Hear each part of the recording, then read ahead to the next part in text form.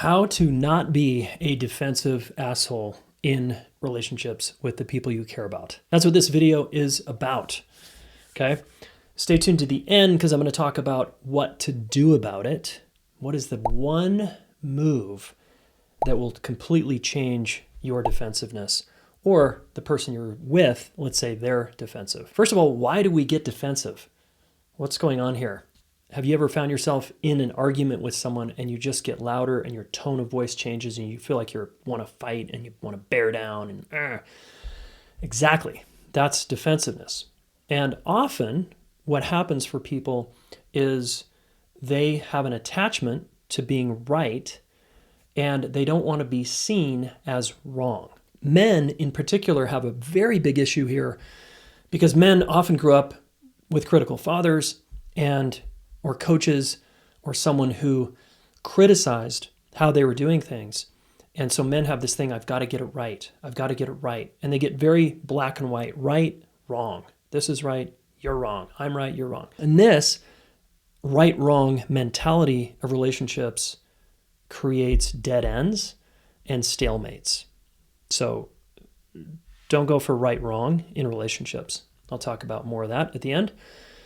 But shame for men and women and anyone of any gender is what drives defensiveness, is this feeling of inadequacy and I'm bad, I'm wrong, and I don't want you to see how vulnerable I am in maybe being incorrect or not knowing something.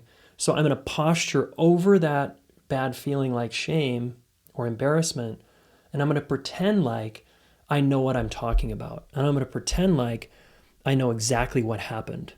And have you ever been with someone who's like, I know exactly what happened yesterday. No, you said this. I didn't say that. And people get really arrogant here. And they forget that the human memory is incredibly flawed. Our memories suck, okay, especially under stress. That's a waste of time to go into, quote, exactly what happened. And then building your case as to why you're right and they're wrong is really just a waste of time. A lot of the times people just, again, they're feeling bad or inadequate or something. They don't want to be seen that way, so they're posturing over it. Not good. Finally, two more steps here. The first step when you're defensive is to say, this is the move out of defensiveness, okay? This you could try today or tomorrow and it should work. And that is to just say out loud, I'm feeling myself get defensive. What's different about that than just being defensive? Well, number one is you're not actually being defensive. You have a witness enough about yourself and you're curious about yourself and you're like, I'm doing that thing where I'm starting to feel or get defensive, but you're not defending yourself. And this is incredibly disarming for the other person because it says you have awareness that you're starting to feel defensive. And if you want to communicate better, this is an essential move. Okay, I can feel myself getting angry. I can feel myself getting frustrated. I can feel myself getting defensive. But I'm not going to sit here and waste my time defending myself and just running my mouth. Okay, so try that in the next time you feel defensive. Okay, and then finally, the way out of this whole thing is to listen more deeply. And I have an acronym called LUFU, L-U-F-U, that I teach in my book and all my courses that stands for Listen Until the Other Person Feels Understood.